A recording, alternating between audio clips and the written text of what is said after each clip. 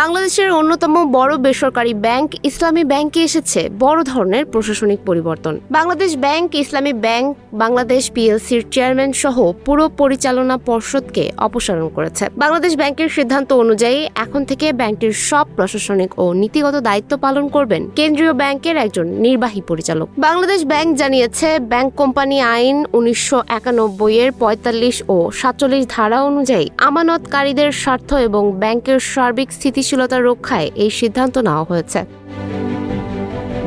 এর আগে ব্যাংকটি 2,500 কোটি টাকার তারল্য সহায়তা পেয়েছিল। কেন্দ্রীয় ব্যাংকের পক্ষ থেকে বলা হয়েছে, গ্রাহকের টাকা উত্তোলন বা ডিজিটাল ব্যাংকিং সেবা স্বাভাবিক থাকবে। ব্যাংক কর্তৃপক্ষ আশ্বস্ত করেছে, গ্রাহকরা নির্বিঘ্নে টাকা তুলতে পারবেন। রেমিটেন্স ও চেক ক্লিয়ারিং এ কোনো সমস্যা হবে না। সুমাইয়া হক তন্নি, নিউজ ফ্ল্যাশ 71।